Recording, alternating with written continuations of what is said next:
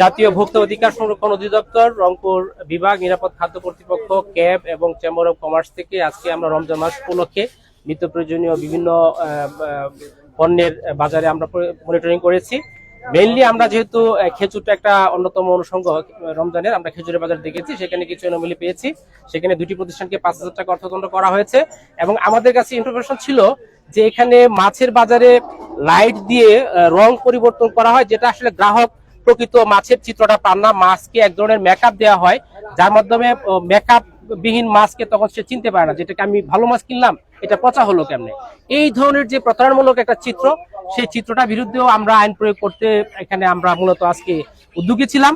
কিন্তু যে এখানকার যারা ব্যবসায়ী বৃন্দ এবং নেতৃবৃন্দ, তাদের জোর অনুরোধ ছিল যেন আমরা আজকের মতো তাদেরকে একটা ওয়ার্নিং দেয় এবং কালকে থেকে তারা হচ্ছে যে এটি বাস্তবায়ন করবে, যে এখানে কোনো ধরনের রং বা কালার লাইট ব্যবহার করে মানুষকে প্রতারণা করা হবে না। তো আপনাদের মাধ্যমে এটি আমরা প্রচার করতে চাই যে রংপুরের মানুষ যেন প্রকৃত মাছের চিত্র দেখে মাছ কিনতে পারে, সেটাও আমরা দেখব এবং পরবর্তীতে আমাদের এই অভিযানটি চলবে।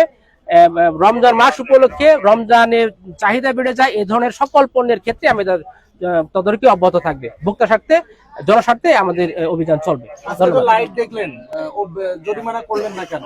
আমাদের আইন প্রয়োগের বিষয়টি অবশ্যই এখানে প্রাসঙ্গিক, যেহেতু আইন প্রয়োগ আইন মানুষের জন্যই, এবং যারা এখানে স্টেক হোল্ডার আছে তাদের অনেকের এই বিষয়টি অজানা, এবং মৎস্য ব্যবসায়ীদের একটা বড় অংশ হচ্ছে যে আইন মানে অশিক্ষিত বা কম শিক্ষিত পর্যায়ের হয়। সেজন্য তাদের জোর অনুরোধটি ছিল, আমরা সেটি আজকের মতো সেটি তাদেরকে রক্ষা করেছি অনুরোধটি, এবং ভবিষ্যতে আগামীকাল থেকে আমরা এই ধরনের লাইট ব্যবহার করতে আর এলাও করব না। ধন্যবাদ।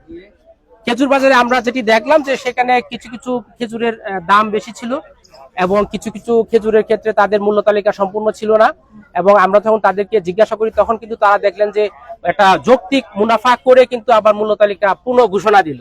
আমরা চাই যে ব্যবসায়ীরা অবশ্যই ব্যবসা করবে, সেটা যেন যৌক্তিক পর্যায়ে হয়, এটাই আমাদের চাওয়া।